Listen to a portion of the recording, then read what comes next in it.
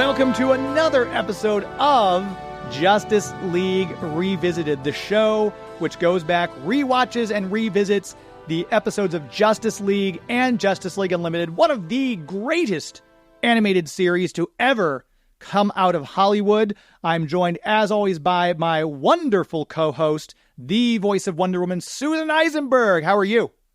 I'm well. And you know what? That introduction never gets old. Well, good, because you're going to hear it a lot, probably, because we're only on episodes 8 and 9 of the series. So I'm in it for the long haul. Good. And we had some confusion. It was weird about the episode.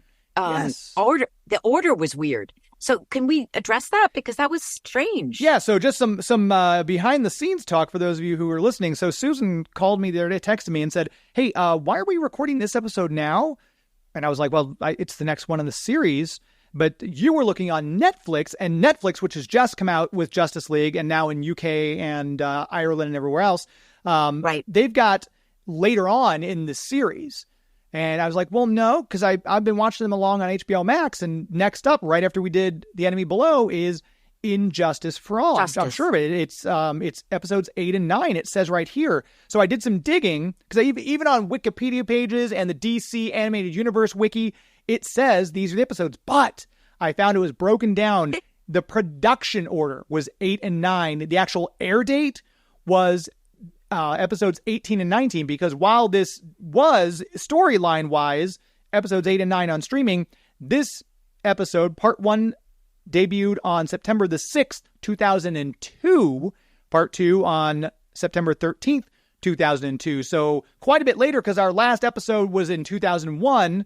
And so I'm like, well, there is a bit of a gap here. So that would explain it. It's the production date versus the actual air date. But we are going to go by production date on the show going forward in case anyone is listening and is confused. And just so you know, this is the only place you're going to get this kind of good stuff. I mean, it's like Nancy Drew meets the Hardy Boys. We figured it out. We had a mystery and we solved it. Right, James? Exactly. I'm pretty right. Proud of us. Little Scooby-Doo thrown in just for fun. I guess that makes me Scooby-Dumb. I don't know. We'll see how that goes. I love Scooby-Doo. Hey, listen, I think we should have a Scooby reference in every episode, because Scooby is one of my favorites. Okay, I did not know that about you. Yeah. Scooby was a big one. Archie also. I loved the Archie comics, but Scooby was like, yeah, I'm a huge Scooby fan. I always watched But anyway, I digress. On, and they'd have like the Harlem Globetrotters would team up with Scooby-Doo, or they'd have Mama Cass would team up. I love those the team ups. Don Knotts and Tim Conway. They had the Batman and Robin episode, but we'll digress. That's another podcast, folks. So who's on today? Today, should we tell the folks? I know we've got George Newbern, the voice of Superman, covering this episode with us, which, of course, we had writer Stan Berkowitz, who wrote this episode, on with us earlier. Director Butch Lukic, who is very elusive. We've had other people who know him reach out, and we haven't quite gotten him yet. He's the Phantom Director. We will try to get him on, because he did a number of these. And I'd love to get his input, but he directed this particular episode, Injustice for All. But I was thinking, the voice actors are so sexy. We need to get another voice actor on. Who's more sexy than George Newbern? Come on. Right? I mean, Patrick Dempsey, sure. Sexiest man alive? Well, yeah, maybe. I don't know what they were thinking. Did they not? George Newbern. Did they not see my write-in ballots for George Newbern? I mean, I sent him so many letters. Okay, little known fact. For 2 weeks, many, many, many moons ago, I worked for Patrick Dempsey. I was his assistant. And I worked out of his home. Yes. Wow. Yes, it was many years ago. And I had a massive crush on the man. Still do. And it was like a dream come true for 2 weeks. Yes. I'm almost scared to ask. Did you quit after 2 weeks? Okay. I did. And we'll get into that on our other podcast. But it was just a dream come true, because I just loved him. And then I'm working for him. It was quite extraordinary. Yeah. Speaking of the people you've gotten to work with, the cast on this one makes this one of my favorite episodes, just because we've got Lex Luthor, played by Clancy Brown. We've got the Ultra Humanite from our soap friend Ian Buchanan. Star Sapphire, Olivia Dabo. We've got Mark Hamill pops in at the very end of the first episode. I think he did some Star Trek stuff. Was it Star Trek? You know what? I don't know. He's done some stuff, but he comes in. He comes in to voice Joker, I guess. And then we've got Stephen McHattie as the Shade, Cheryl Lee Ralph as Cheetah, and Efren Figueroa as Copperhead. Which Copperhead was scary. I went back and watched this one. I'm like, oh, he's probably this zombie Grundy, huge undead guy. But I think Copperhead was a little scarier. But Grundy never scared me. But Copperhead was scary. I think, it's not for the 4-year-old. I mean, it was definitely targeted toward older little kids. Sure. Not like little kids. And I love this cast. It's a great cast. I mean, it's huge. Yeah. I thought it was dynamite. I mean, seeing all these people together. And I remember being in the studio and, we would just be in these big rooms and we would do our thing. And it was quite extraordinary watching all this talent. And Mark Hamill, come on. Yeah. Come on. Yeah. Mark, if you're listening, we'd love to have you as a guest. that would be ideal. I know that we've already gotten a lot of fan requests, like, you guys have Mark Hamill on? So there's, I think there's 2 more episodes where we do deal with Joker in the run of the series. So we, Mark, if you're listening, if you're not too busy at San Francisco Fan Expo, once that's done and wrapped, give us a call. You have Susan's number, I'm sure. He actually does. See? Yeah. All right. Well, yeah, here's hoping, kids. I mean, that would really be special if we could get him on. But this was a good one, and we have Georgie, and I'm happy as a clam that we got George. I mean, as well as I know George, I'm sure I'll learn a thing or two about him, and I'm excited to ask him a couple of questions. I mean, I've sat next to him at so many cons and so many panels, but now I'm in the interviewer seat. That's right. So, but without further ado, our first cape of the episode, because he's the first we've had Phil on, but Phil doesn't wear a cape. We've got George Newbern, the voice of Superman. George, thanks for joining us. Yeah. Yeah. Good to be you. Yay. Good to be Superman. All right, so this is where I pretend I don't really know all the answers to these questions. Yeah, right? of course. Okay, good. Okay, because I've sat next to this guy on many a panel, and I think I've heard every question. You've heard every iteration of what I know to say. So yeah, right. Which will be great to have Susan, because obviously Susan will know questions to ask that may not have been asked yet. So that'll be fun. I do. Okay. I do. I have a few up here, right here. I've got. I like it. I've got them in my back pocket. Right off, I want to congratulate George on this being the first episode where he's not electrocuted so far. He's no. Actually, I watched part 1 and 2. There was a brief electrocution. There was a brief one, but very brief. So, yeah, in the second part 2. We have laughed about you. I mean, not about you. I mean, not at you. We weren't laughing at you, George. We were laughing at the idea of you being electrocuted. Always. Because it starts out strong. We've talked to every guest about it so far. Yeah. I mean, everybody kind of got electrocuted a little bit in this one. Yeah. Although I got off easy on this one. I have 4 lines. And I don't even appear in episode 1. Susan had a lot. Hawkgirl was a lot in this episode. Maria. She was in there a lot. Yeah, she was. She saved my butt at least twice, I think, in both those episodes. Yeah, and she saved Batman. She saved Kevin. Yeah. And I love that line. He's like, I'm not used to, she says, I'm not used to rescuing people without a thank you. He says, I'm not used to being rescued. Right. Yeah, I'm not used to being rescued. That was a good one. That was a great Kevin line. But they had so many great lines each one of you had a nice line, that's something that was out there. And I loved especially Superman's interrogation of Copperhead, because Batman's not there to do the heavy lifting. And so you and Flash, and you're like, how does Batman do it? That was a great scene. How does he do it? Yeah, exactly. And there was one thing that made me laugh. So who's in the hospital bed? Was it? It was Lex. When Lex was in the hospital bed. By the way, I got to say, nice body on body on Lex. I mean, it's really cut like an Olympic diver with a shooter. But I think he's in the hospital bed, and I say something that's like get some rest or something, and I turn around and I do a double take and look at him like I'm trying to catch him. Made me laugh. Oh, I think that was actually, that might have, that scene where you did the double take, I think was Batman on the Watchtower, because you said you just got bit, you're staying here, and you kind of walk. No, that's what it was. I couldn't remember. I did a double take. I think it was either to Lex or Batman, but it made me laugh. Yeah, a lot of hospital beds in this episode. Yeah. Everybody was in this episode. We had the Joker. We had what's the humanoid? Ultra humanite. Grundy. Is it Ultra Humanite? It is. Is that what Yes. it's called? Yes. Yeah. Ian Buchanan. Who was that voice? Ian Buchanan was the voice of Ian that Buchanan. character. Yeah. I really liked him. I thought he was great. And we know him from General Hospital, right, James? Bold and the Beautiful, actually. Really? Yeah, for me, it's General Hospital. Okay, I'm dealing with a bunch of soap people here. Huge cast. Huge. Yeah, big cast. I was telling James earlier, Grant Heslov, who played the doctor, did he? Yeah, he went on to become George Clooney's producing partner. Oh, yes, that's correct. And he did all these, he's done all these brilliant movies with George. Yeah. And I have to say, we had the same agent at one point. I used to see him in the meeting room all the time, and I had a huge crush on him. And I'm just going public with that. I'm just, I don't mean to steal away from your time, George. No, listen, I'm here for you. Whatever you want to talk about. I'm up in Santa Ynez. In my booth up here, and I'm just enjoying life. So I'm just free and easy. I know. I wrote George the other day, and he said, "Sorry, I didn't get back to you earlier. I was. What were you doing? You tell the folks. Well, what you were doing. We were harvested our first pick of olive oil, and He's showing us a picture of that is the actual oil. Oh wow! Sorry, hold on. So here we go. This is the first press of the olive oil that it's taken me. Wow, beautiful, George! Bright green. Wow. Yes. Green. It's bright green, folks. It's bright green, and it was picked by hand with a lot of people, and it's all in the back of my car there. You can see all the buckets of olives.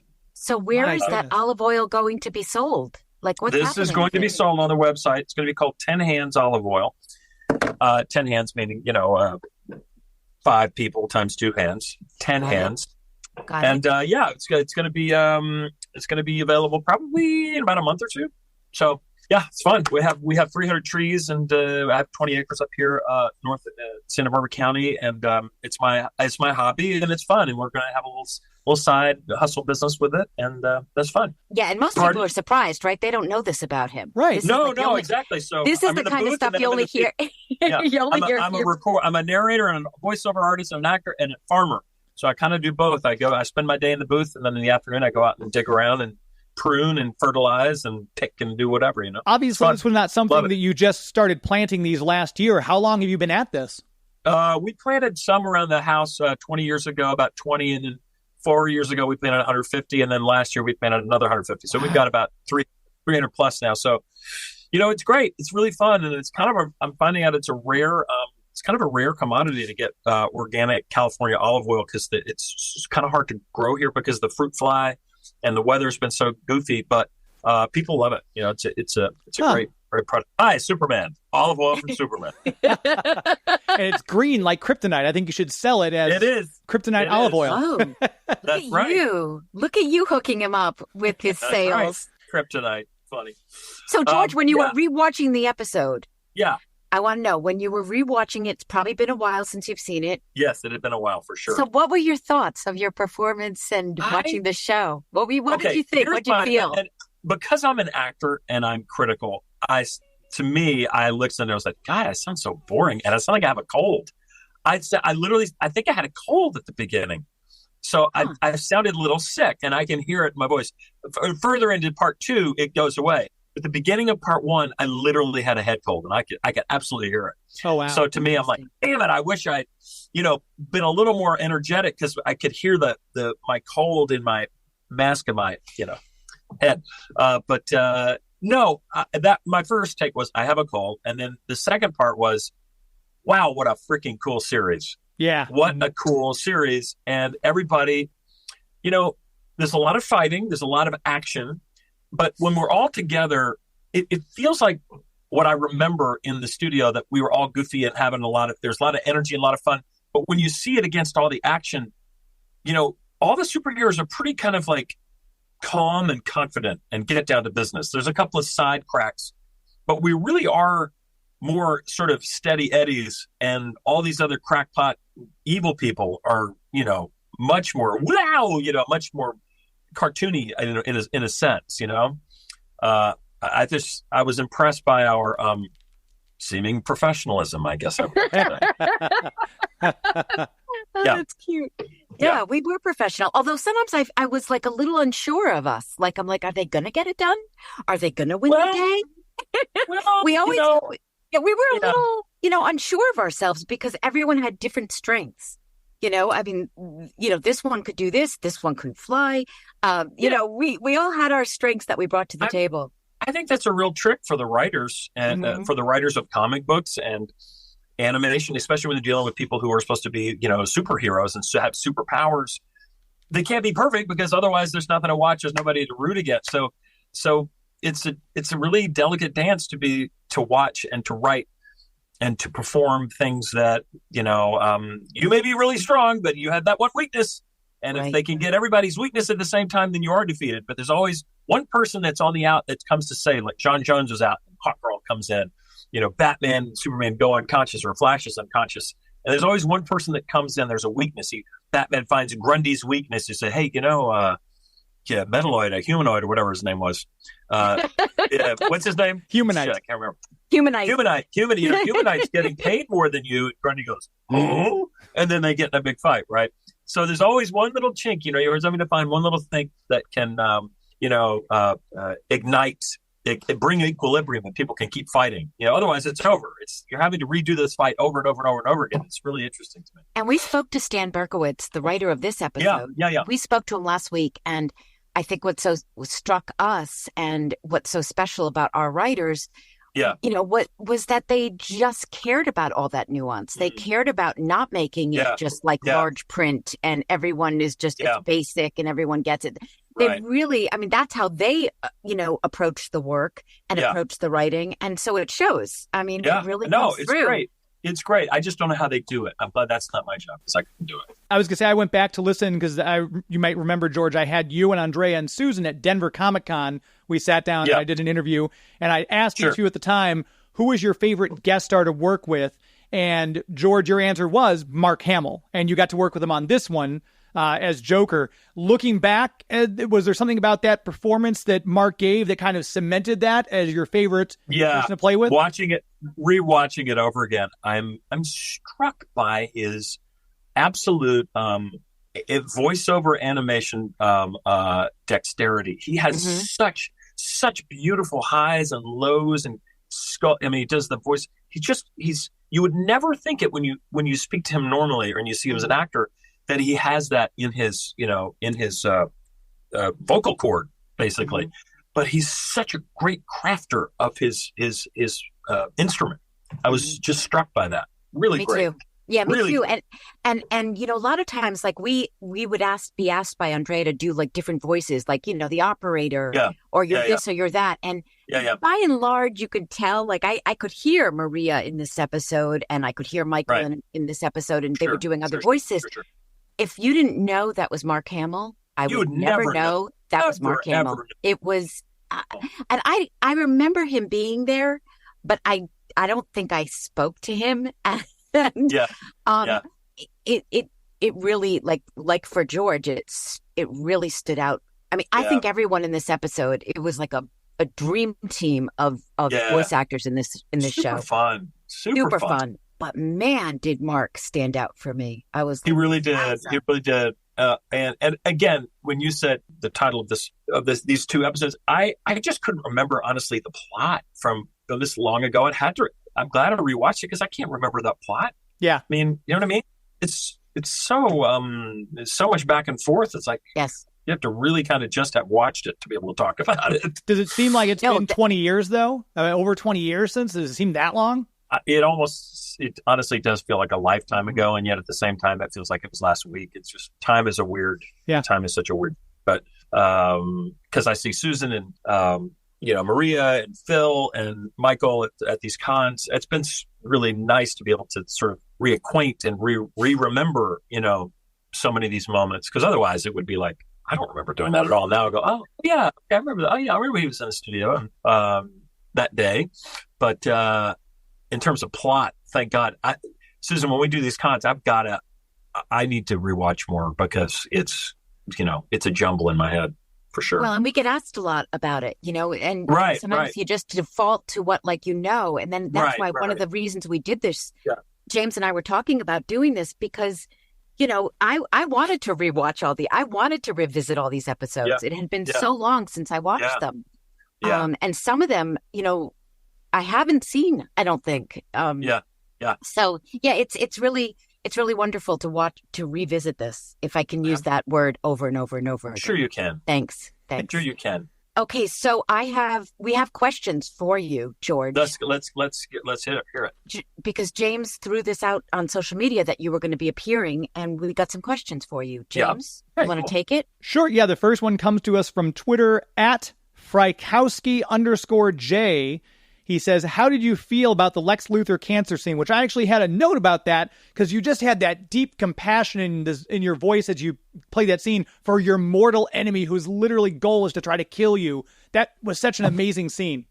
It was. I'll be honest with you. I watched it. I was like, why is he being nice to him? I couldn't remember why we were being nice to him. I should have just right then and there, boom, boom. But I didn't. I guess that's just that's the kind of cool part of Superman. He's still trying to, see the best in everybody, even though that guy wants me dead. And he knows that he wants him dead, but that's one small chance, I think, that there's redemption in him, that he's going to try to, save him, but you did get to play that evil Superman in the Injustice games where you were the bad guy, which did you enjoy that villainous role more than the kind of, as Copperhead put it, Boy Scout? Yes, honestly, it's a little more fun. It is. It's a little more fun. You get a little more highs and lows, and a lot more, chances to not just be more well-rounded Boy Scout guy. It's more fun. But he has his place. Regular Boy Scout Superman has his place in the world, and you got to honor that. But yeah, the whole Lex Luthor thing, what a complicated relationship those two have. And also, by the way, I knew Clancy. I've known Clancy for 30 years. We both went to Northwestern, not at the same time. But it's hilarious. But and that's another voice. Holy hell! Oh God, so good. My God. I know. Jeez, Clancy, what a vocal presence he has. I mean, really? He comes in as Lex, and you absolutely what commitment? I would say there's just he has a big head. He has such but I'm not. No, he does. I mean that in the nicest way. Yep. It's just a great way for the vocal instrument to resonate. Mm-hmm. And if you have the acting chops that he has with the actual, the instrument, like Mark Hamill, but even more so with Clancy, I think it's just the reach and the range of his instrument is just out of control. It's one of the things I love so much about Justice League Unlimited were the scenes between Clancy's Lex and Powers Booth as Gorilla Grodd. Those way the two of them together was like, wow. Agreed. Yeah, agreed. Yep. Okay, so I have a question for George. This is from Freddie on Threads, and he asked, before you were cast as Superman, did you have a favorite incarnation of the character in comics, film, TV, or animation? Nice, good question.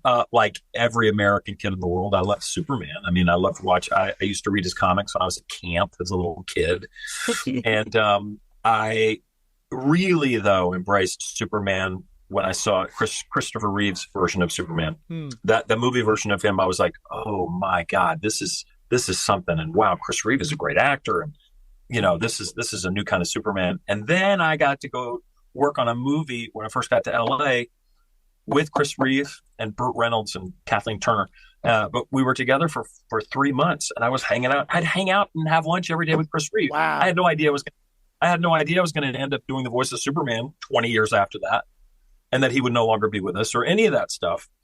But just crazy how that worked out, It's and amazing.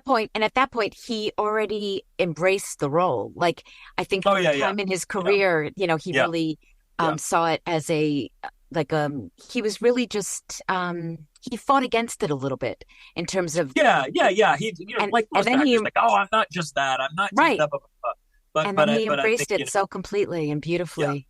Yeah, agreed. Just like you do, Susan. I love the way you embrace yourself. Yeah, well, Embrace eyes would embraceable you. Okay, so this brings another question up. James, do you have another question? No, go ahead. If you've got one on deck now. Okay, well, this is from me, Susan. So George. I'm sorry, who's Susan? Susan, yeah, it's me. Hi, it's me. Suze. So a lot of what we talk about here is how people got to where they are. What was their journey? How did they become what they became? And for you, that was becoming a successful actor. But I also was shocked to know that you're a song and dance guy, that you had a musical theater background. Mm-hmm. And so do you mind just telling people who don't know what your journey was? And you're from Arkansas, and can you take it from there? I've had a very odd, very kind of a strange route to where I am now. But I grew up in Arkansas in Little Rock, which is a medium-sized town, and I got involved in the children's theater when I was probably about 12, and I started doing musicals. And I wasn't great at sports, so I thought, this would be fun to do something. And like anything, I didn't really think or knew I had a talent for it. I just literally wanted to get up on the stage. I was the third child in, so maybe it was middle child syndrome. I wanted to get up there and have people look at me and do something. It's just totally immature initial impulse, just to get up there. And then as I started doing it, I said, well, how can I get that part? How can I do that thing? It was almost, I don't want to say transactional, but it was sort of like, what do I have to do this as a young kid? And so I learned how to tap dance. I went to ballet class 4 days a week. Wow. And by the way, this is in Arkansas, in Little Rock, in the late 70s. So I took ballet class. I learned to sing. I started getting bigger parts in musicals, and I found that I was actually, I had a talent for it. And then when I got to high school, I kind of wanted to stop that, and then I dated the cheerleader. I wanted to have that part of my life. Yes. So I was all about that for about 2 years, and then toward the end of high school, I went, you know what? I think I want to give a shot to this acting thing. My dad said, you could study theater, but you better go to a regular university. I'm not going to send you to a conservatory. I wanted to go to a conservatory where I would just be an actor. I said, nope, I'm not paying for that. I'm like, all right. So I went to Northwestern, which ended up having a great theater program and musical theater, blah, blah, blah. So I went there, and I was surrounded by some of the most talented people, it turns out, in the country at the time. Steve Colbert was in my friend group. He was not even a theater major, but he just hung out with us, and I thought, that guy's nice. He's not very funny. He's just kind of. David Schwimmer was a classmate of mine, and Dermot Mulroney and Harry Lennox, John Logan, the famous screenwiter. John Cameron Mitchell, who's a lot of people know him from Hedwig and the Angry Inch. We were all there. We had crazy professors and directors, blah, blah, blah. So that was an incubation to being an actor. And I thought, wow, I'm going to learn all this classic stuff. And then I came out to LA, and I thought I was going to go straight to New York and be a song and dance person and be a singer, because all I did was musicals in Chicago. And then my junior year, spring of my junior year, I got flown out to LA to screen test for a movie. I was like, oh, what's this movie? I auditioned for this movie, and I screen tested for Back to the Future. And it was at the very end that I was on this big, huge soundstage with everybody that were about to shoot in 3 weeks. Christopher Lloyd and Leah Thompson and Chris McGlover and everybody, they were in their wardrobe. And I just walked in there. I did a 10-hour screen test. I met Steven Spielberg for lunch. I spent 2 days. I was like, what the hell is happening here? I was just 3 minutes ago, I was like in my class at school. So I thought I did it. I didn't get it, obviously, but I got real close. I was down to the last 4 or 5 guys. But then I thought, do I really want to go to New York and be a song and dance person? Maybe I should try to do the LA thing, and maybe I could actually, have a family and buy a house, and maybe I can make a living, da-da-da. So then I came out to LA, and then from then I got real lucky, and I started getting parts and blah, blah, blah, blah, blah. So that's my journey in a nutshell. But there's a lot of, the fact that I was able to come out of Little Rock was pretty unusual and lucky, So, and then now that my career since I've been on has been morphed into so many different movies and TV and different, then animation became this whole thing toward the last, 10, 15 years of my career. And it seems to sort of have the longer legs and more staying power than the on-camera stuff. The on-camera stuff is so capricious, But these fans, the animation fans and the Comic-Con fans, are so, steadfast that it's been lovely to be able to sort of, have a part of your career that just kind of gets to age, with you, which is lovely. Although when you're at your booth, when we're at, at Comic-Cons and you're at your table, you have like pictures from, Father of the Bride, and you have the pictures, sure. And I remember I first saw you on Designing Women. And, you were a kid on Designing Women. You were. And that's where I first knew you. So, I mean, those things are still remembered. Obviously, Father of the Bride. You just did the third one ish. We just did, I did 3 episodes of Friends, and people. I mean, Friends is like a perennial. Friends. People come to the table, talk about Friends, and blah blah blah. But God dang, and now I do a lot of narration because it's sort of a nice steady side gig. It's just a lot of hours in this booth, and it just absolutely is murderous. But that's also a sort of a weird 7th career iteration that I've had. So, and now I'm making olive oil. I'm making olive oil. I may be like, running for state comptroller, like, or, in California or something. I'll be just like doing something completely different in 5 years. I don't know. But you've been really honest about the highs and the lows. You've been really honest about like the times where the phone doesn't ring and you're coming off of like something. Right. And so, I mean, if your advice to somebody, though, who wants to do this, who either wants to be a song and dance man or wants to get into movies or television or narration, is to just do it. I would say, just do it. But make sure that, and I've said this a million times to folks, and I think that the key is, with any creative endeavor, whether you're a painter, a writer, an actor, a musician, or whatever it is, make sure you love it. And I did love it. I knew that I loved it, but I didn't know if I was going to actually make a living doing it. There are 2 separate careers. There's your passion, your career, your artistic development as a person. And then there's the career of being the writer, actor, musician, whatever that career is. You don't necessarily always make money at your passion. You just don't. Sometimes you can. Sometimes you can make wild amounts of money. Sometimes you just are known to be really, really good at it, but you don't get enough jobs at it. But what my point is, it should never stop you from your passion. If you love animation, if you love voice acting, if you love dancing or singing or writing or whatever it is, go in with both feet, passionately learning and doing it, but don't drive yourself crazy saying, well, if I can't make, $150,000 a year being a voice actor or whatever it is, then it's not valid. That's fake. That's no good. If you make $2,000 a year and you're a dental technician, but you still have that thing that you do that you love, that's just as valid as Brad Pitt doing his thing. He has more money doing that. Who cares? But you cannot ever shortchange yourself by saying it's only one thing or the other. They can be both things at the same time. However you make money. However you make yourself better at your craft, that's what you have to make sure you do. So have you ever taught? Have you ever taught any acting classes? I've never taught anything. I mean, I think I could be helpful to young actors, but I don't think I have the patience to be in a classroom per se. But I would love to help people out if they want. I'd love to be a mentor to people for sure. I mean, because I've been doing this a long time. Yes, you have. And is there a role in musical theater that you say to yourself, gosh, I wish I had that chance, or I want to still have that chance to do that part? I Sunny in the Park with George, I'd love to play that part. Wow. I'd love to do that. I almost was going to do that in Philadelphia, but it didn't work out with the schedule. But my wife has been on Broadway and Godspell, and she's very, very talented. I don't know. And you met at Northwestern, so she's also right. We met That's at Northwestern.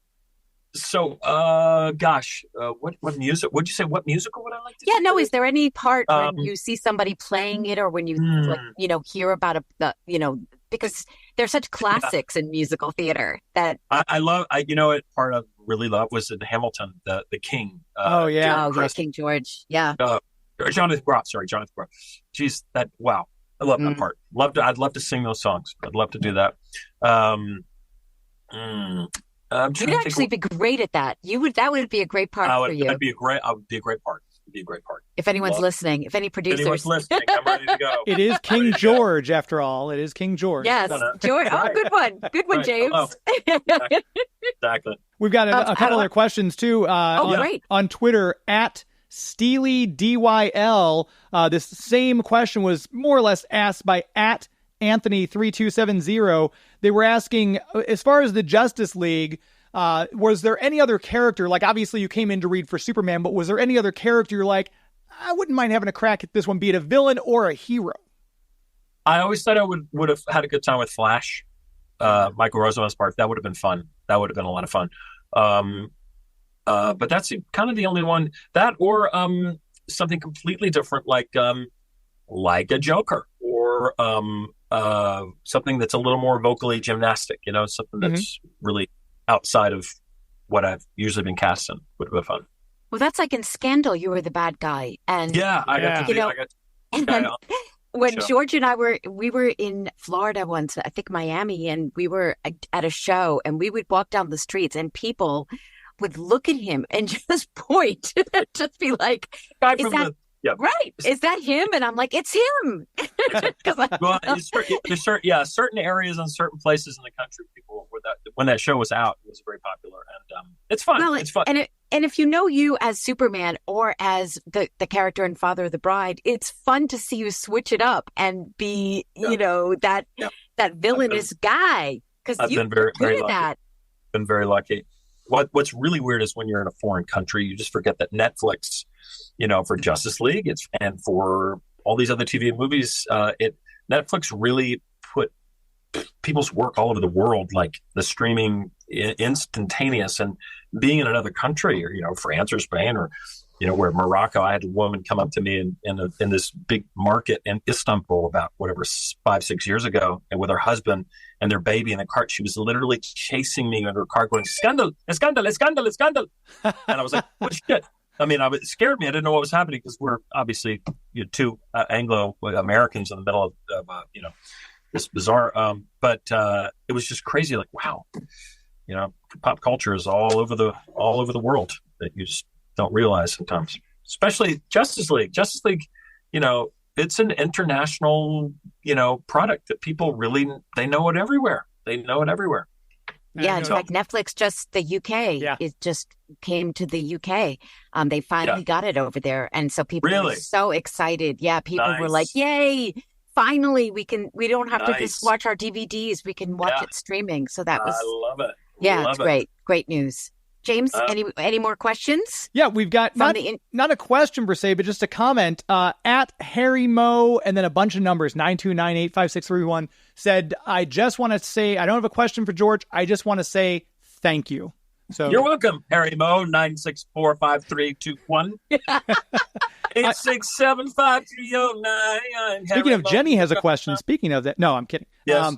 But no, Jenny. You both you and Susan are obviously parts of people's childhood, and I've told the story before about the young the guy bringing his small child up to Kevin at a convention. The kid's dressed as Batman. The guy's my age, a little older maybe, and said, we watched Justice League, we watched Batman together. You and Susan get that all the time. So the thank yous and the you were part of my childhood. It has to feel so good.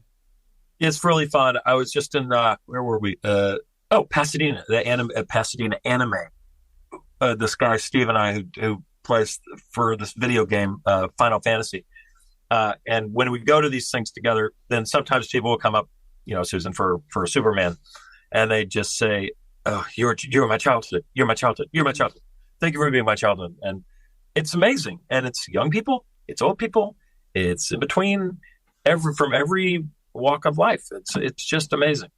And it never gets old. I mean, we all feel the same way. I mean, I was about to say all seven of us, but it's just, we never take it for granted. And I think we are still pinching ourselves that, that people are still watching, and people are showing it to their kids. And when it's you're my child, part of my childhood. And also when I read a comic book, I hear your voice.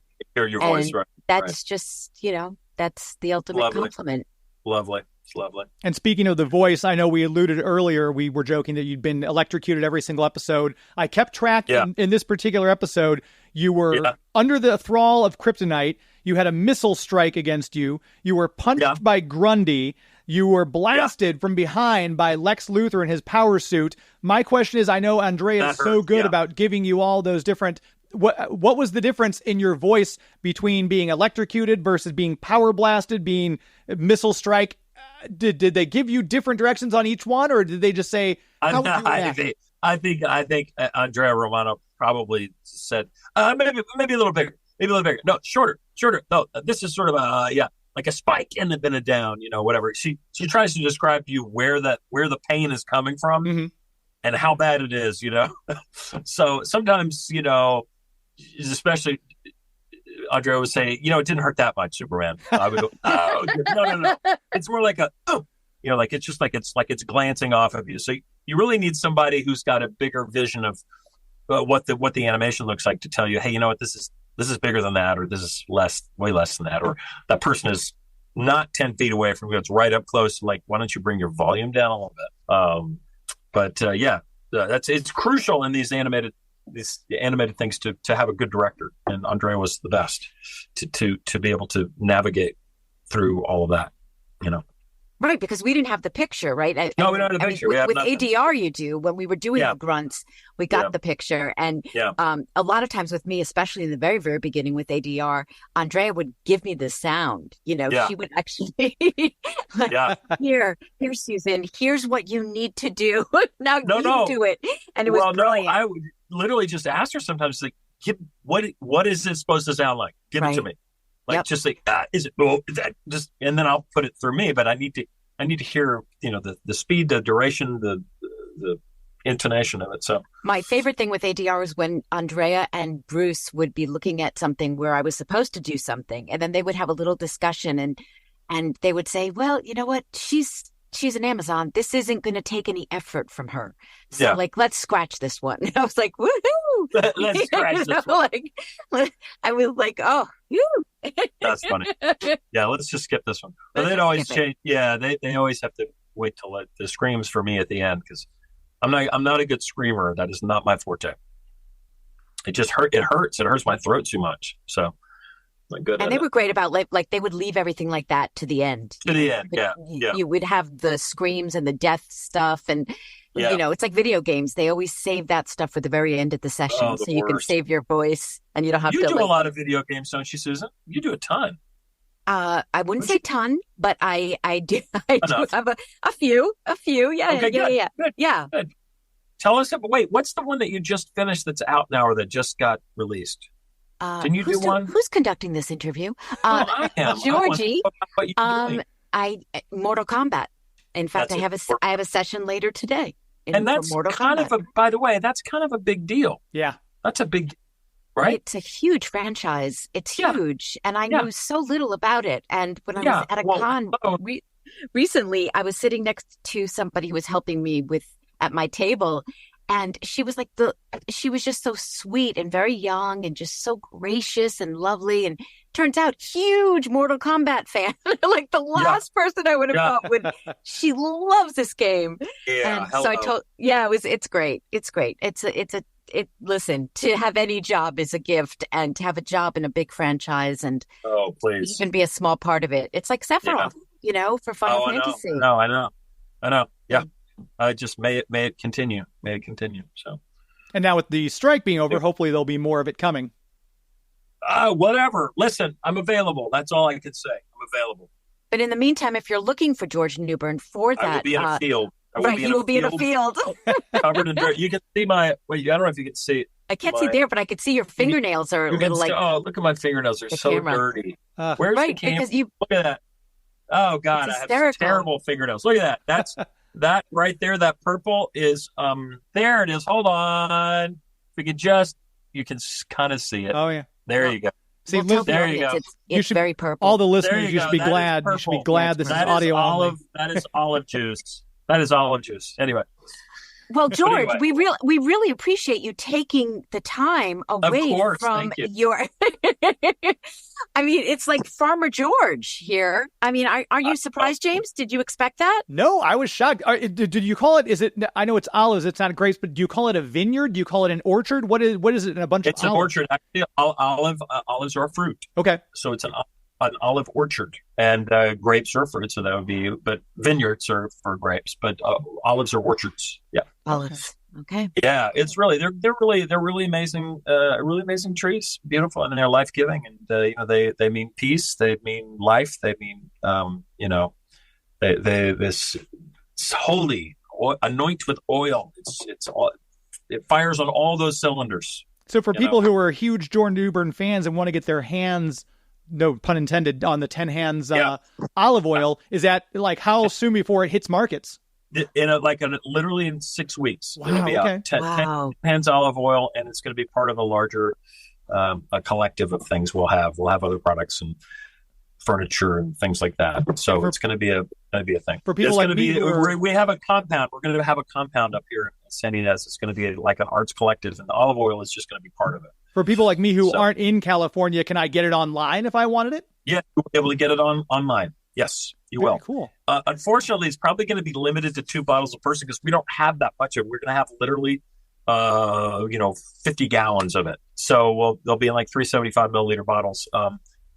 So yeah, it's going to go. The thing is, we can't. I actually want to keep a little just to use in the kitchen, but no, it'll go really fast. So. Well, thank you, George. Thank you for being part of our Justice League Revisited podcast and your insights and your opinions and all of that good stuff. And thank you, guys. Congratulations on your strike being over. Our strike, yes. And basically just get back to work, Georgie. Let's go. And may everybody have peace on earth. And everybody, thank you, guys. Yes. Bye. Bye. Yeah. There he goes, Superman himself. It's always fun to have some of your fellow leaguers on the show, Susan. It's kind of nice to have that, just to see the interplay between you and Phil and you and George. It's really, really nice. Well, and I have to say, I don't know that you got a word in edgewise between the two of us, but and this is an audio only podcast. But today, as we're recording, I'm on camera because I wanted to see George's face and James's face. And so I'm on camera and I have the goofiest smile on my face this entire 50 minutes because I just love the guy. I mean, I hope, he's just a delightful man and he's so talented. And how do you not love a guy who's a song and dance guy and makes olive oil? Yeah. What? And with aspirations to be king. Who would go to see Hamilton with George Newbern as the king? That'd be great. Come on. Wouldn't that be wouldn't it be so wonderful if that's the world we lived in, where okay, so this goes out in whenever we do, it'll drop in 3 weeks. 3 weeks ish, and all of a sudden George is in the field, and his wife Marietta says, "George, phone's for you. It's your agent. They want to know if you're available to do Hamilton." Wouldn't that be right? I would love for that to happen so much. Yes. And then bring Phil in as Thomas Jefferson and have a little Justice League reunion on the stage of Hamilton. I mean, come on. Oh, my gosh. Okay, so let's make this happen. I'm putting that in the universe because I really want George to have that. So anyway, that was good. That was fun. I love that. And I love hearing people's origin stories and, knowing, what they went through and where they came from and what they're doing. And George is very realistic about the business. I mean, he has such a good sense of what's important. And he's very clear about, the money the business part and the show part. He's always had such clarity about that. So it's great for the listeners to hear that. And very grounded. I mean, he's not one of the... Very. You've talked to other celebrities, and I'm not saying anyone we've had on this show or anything like that, but you talk to some celebrities and they just kind of have a different approach to, as you said, the business, everything like that. But he's just so grounded. Here's how he started. Here's what I went through. Did this as a kid. Flew off to LA for this. I'd like to know. I didn't get the chance to ask him. I wanted to find out who he was screen testing for in Back to the Future. The lead. Oh, it was the lead. Yes. Oh, I see. I wasn't quite clear on that. Oh, yeah. For the Michael J. Fox part. Yeah. Well, technically, then he got beat out by Eric Stoltz because Eric Stoltz was actually filming for a while before they brought in Michael J. Fox. Michael? Yeah. Wow, I can't imagine it with anyone. I mean, I actually can see why George made it so far. Sure, yeah. But it's so hard to think of anyone but Michael doing that part. But I think also because he did start so young and because he's got, this marriage and this family and these 3 children, he's lived a life. Yeah. And it's not, I think, for people for whom the business is everything and show business is everything. He's not that guy. I mean, does he love for the phone to ring and have a new job? Absolutely. But if not, he'll be out in the fields if you need him. Squeezing his olives. That's not a euphemism. I know. I said grapes. I can't believe I said grapes. You'll edit that out, right? Oh, yeah, no. All I could think of was Lucy, the I Love Lucy episode when she's in the vat. Yeah, it's great. But wow, I mean, this was a very busy episode. I got to say, I didn't remember how many guest stars were on there. Yeah, that was it was a huge cast. Just to remind all of you too, we mentioned a few of the names: Clancy Brown for Lex Luthor, Ian Buchanan as Ultra Humanite, and Mark Hamill was Joker, and Grundy, which I found out was interesting because Mark Hamill would voice Grundy sometimes. Other times, if it was just a grunt or not too much, Bruce Timm would actually voice Grundy. Which I thought was very cool. But we also, we didn't mention, but we had in the episode Olivia Dabo as Star Sapphire, Stephen McHattie as Shade, Cheryl Lee Ralph as Cheetah, and Efrain Figueroa as Copperhead. He's so good, right? Yeah. I mean, I have to say, I love Olivia Dabo's voice. I love it. You know, it's like, you know, you throw that British accent around even when she's not using it, and it's so fabulous. But Cheryl Lee Ralph, I mean, I have to say, as Cheetah, because I have such a visceral reaction to Cheetah, like no matter who's voicing her, I immediately, when I see her on screen, there's something that I like. And then you see her like with Batman, and I'm just going to say it was not easy watching the two of them in that scene. Your arch enemy teaming up with the other half of Wonder Bat. Come on. I know. It was like, what? I mean, because I'm barely in the episode. And look what happens when I'm not around. There's Batman getting cozy with Cheetah. I forgot to ask George this, but since you just brought up the point, you guys obviously would all record in the booth together. Was it the same size and you guys would double up on the recording? Because you had essentially double the cast, one villain for every hero, or would the villain, because there were whole scenes where it's just the villains for a good 10 minutes at a time. Would they bring you in it separately? How did they do this episode with double the cast? No, we were all together. Wow. The rooms that we recorded in were huge. Okay. They were huge. And, you know, you were designated a seat and a microphone, and you could stand or you could sit down in between. When you weren't recording, you could sit. But these rooms at Warner Brothers Animation, at the Sherman Oaks Galleria, don't ask, which is a mall out here. It's so weird. It's so weird that the building, like you'd be going to the mall for your job. But yeah, we were all together. Wow. And you would just sit there quietly and your mic would be off, obviously. And you would just watch people, you know, do their magic. It was quite extraordinary. And yeah, I mean, we would all be in the rooms together, all the villains, the good guys, the heroes, all of us together. And we would just watch each other work, which, by the way, was so nerve-wracking if you're a little bit on the shy side, which I am, believe it or not, and you have to perform in front of all these people. It's nerve-wracking. Yeah. Just saying. Well, I'm not curious. always this calm, cool, collected person that you're seeing now. There was a time where, you know, I would get a little nervous. So yeah, we were all together. And I'm curious because I've never been in a recording studio like the one you're discussing. I know in the radio station, we've got a little red button. It's a cough button if we have to cough while we're on air to totally just mute our microphone for a moment. Then we release our finger and it opens up. Did you guys have that system, or with the on and off mic totally reliant on the outside controller? We had no control. Okay. We're actors. We had no control. All right. Yeah, I wasn't sure. I mean, yeah, no. I mean, if, you know, and that was all the engineer. That was all, you know, it's like the glass, the separation, right?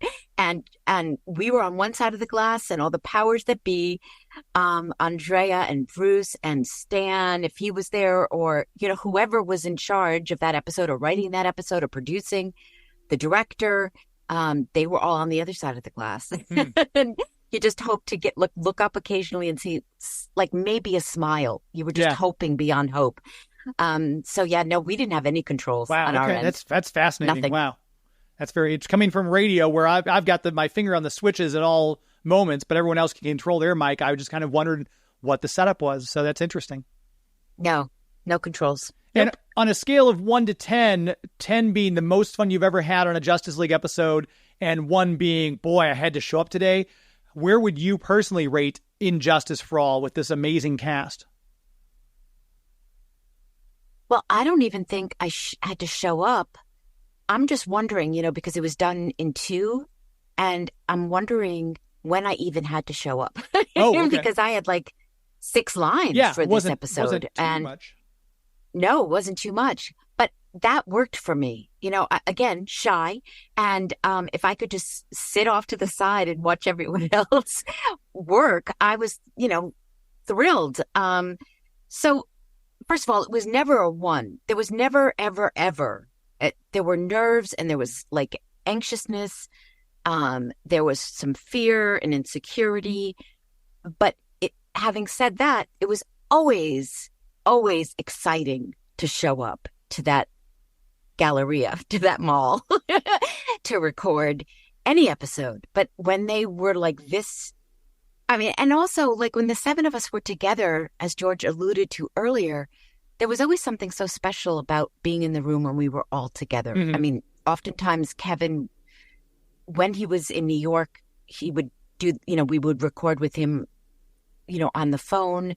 But man, when we were all together, it just always felt special. And then you throw a bunch of wonderful guest stars in the mix and, so it was always a 10 in that regard. It was just like anxiety levels would fluctuate. Totally. Especially if I had a lot of lines. If I had a lot of lines, I was always like, petrified. Huh. You don't want to be the one that screws up. And that's how every actor thinks. That's the thing. Most actors are insecure. Most actors, don't want to look foolish and yet do look foolish. And that's what they do for a living most of the time. So, yeah. Well, but usually it was pretty much always a 10. I think for me, this was, I know, like I said, I watched them later on. I went out and got the DVDs because I didn't have cable at the time. So I was reliant on network TV. So as soon as the DVDs came out, boom, I bought the collection. And I remember thinking, man, seeing all these bad guys with all the heroes at once, that was my comic book dream come true, watching this episode. So I will say for me, Injustice for All is probably one of my very favorite episodes of season 1, I got to say. Really? Do you have a favorite scene? I have to put you on the spot. Well, you know that I'm a Batman guy. You can see, yes. the listeners can't see, but all my Batman paraphernalia behind me and everything like that. So it was, this is one of those episodes, there are going to be so many of these I say this about, this is one of those episodes I would love to have Kevin still around to come on because how it's so Batman, how he plays with the people who are watching, like he gets Ultra Humanite and Grundy to fight. He, reaches out and sympathizes with Cheetah. And then, he's always, that's why Lex is like, do not leave Joker alone with him because Joker's the only one who will kill him. So he keeps putting people in the room. And it was those scenes are probably my favorite. And then the very end, he's like, I could have escaped the whole time. I was waiting to find out what your plan was and make sure everyone could get here. It's just such a Batman episode. And it's just really worth saying how you can tell that Batman the Animated Series came before because the way he's so relaxed in that character,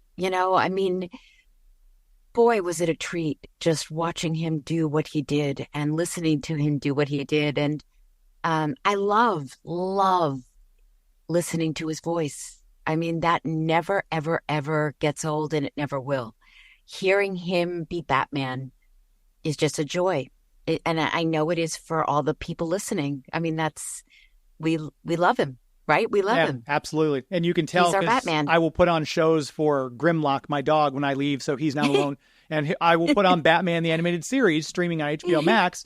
And I started with season 1, episode 1 of Batman the Animated Series. And when you first hear Kevin's voice, I'm like, boy, after going back and revisiting these Justice League episodes, it's such a transformation that he's done. Here we are, 10 years after the fact, doing Justice League now. It's just incredible. So what stands out to you the most when you hear him in Batman the Animated Series after you've listened to him in Justice League? He definitely has you can tell there's the transition from Bruce Wayne to Batman, but even his Batman in those first, I'd say at least 6 episodes of Batman the Animated Series, it's a softer. It's not that gruff Batman it's a little more edgy, but it's not that gruff tone. And it makes me think, again, we're going down a rabbit hole here, but the episode where you all get thrown into the future and Batman meets up with Terry McGinnis Batman, old Bruce Wayne comes out and Batman's interrogating the guy and old Bruce Wayne says, I can't believe I was ever that green, scares living daylights out of the guy. And it just shows as he got older, he got scarier, more intense, and he got better just like Kevin, which I love. Oh, yeah, we're in agreement. Yeah. We love Kevin. And so I have Wonderbat. What are we going to have for you? We need something for you, for your love for Batman. Gosh. We'll have to think of that. We'll have to come up with something. Well, I think you've seen I've got that giant Batman standee that I had both him, Batman Beyond standee. I had both him and Will sign. Yes. So that's my, I'm not sure if you want to call it my bat totem. We'll call it that. Yeah, we will. Will. Let's call it that. All right. Well, so another one in the can, and I'm very pleased with this, and I think the fans will love it, and I hope they will. And on to the next one. We don't have a next one. We do. We do. Yeah, but that's right. Do we want to tease? Because I'm not sure when that one's going to drop. That's right. No, we don't want to tease because we don't know when. Yeah, no, we're going to hold that close to the vest because we don't know when it's going to drop. But it's pretty great. I'm excited. I am very excited. This will be such a great episode. I think the fans of the series are really going to enjoy this one. Yeah, I mean, I agree. All right, so until we see each other again. Well, make sure to tell people if they want to keep up with you social media-wise, websites, and let's remind everybody, let's say this is their first episode listening to this, we want to make sure they know where to get to you. See, this is why you're the professional. This is let's not go that far, but you're the pro. Susan Eisenberg Voice is my website, and Instagram and Threads, a little still on Twitter because it's hard to give that up. It's Susan Eisenberg 1 across also, and Blue Sky. Smiling at me. That's when we have all these sites now. It's a little crazy. But yeah, I'm the same everywhere. Susan Eisenberg 1. And if you want to keep up with me, you can go to geektomeradio.com for my live radio show. We put the archives up there. So I mentioned at the very beginning, we had Susan and George and Andrea on at Denver Comic Con. All those episodes are archived at geektomeradio.com. You can also follow me on YouTube at Geek to Me Radio. If you look for me there, hit the subscribe button. I'm trying to get to 1,000 subscribers before the first of the new year. So I'd love for you to subscribe there. Twitter and Instagram and Threads at Geek to Me Radio. And if you like kind of what you hear here, we do a little bit of a different thing, but in the same vein, every Sunday night live. So you can tune in ktrs.com/stream on your website, or if my executive producer, Joey V, who helps me out a great deal with this show, also helps me out there. He'll run video on YouTube and Facebook, facebook.com/Geek to Me Radio. So find me there and let's connect. And I appreciate everyone who has listened because we've gotten a lot of love for this show so far, Susan. Really? That makes me so happy. Well, do you have a Sunday show coming up this week? Yes, there'll be a live show every Sunday, but if I tell people what's on it now, it's going to be 3 weeks old. Oh, that's right. Again, you're the professional. if it's I'm thinking 3 weeks in advance. I think it should time out just about right. Just for future guests, I already have booked. I will be having Stan Berkowitz on my show.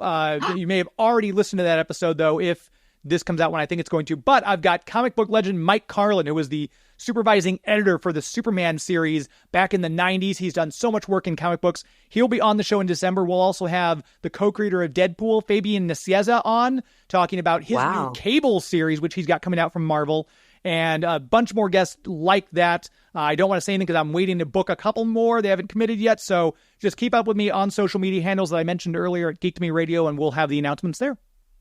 Oh, that's perfect. That's great. And also, I just really love how you talk about the Cable story. Like, so cute how you told the story about how, like, when you were a kid, it's always a sad story. Like, I didn't have cable. I've heard that now like 3 times, and it always just makes me like, I'm not laughing at you, by the way. You're laughing near me. I'm laughing very, very close to you. It's so funny. Well, like I always say, we grew up in North. If you're from St. Louis, I grew up in North County, and the best thing we ever got was a jam sandwich. That's when you take 2 pieces of bread and you jam them together.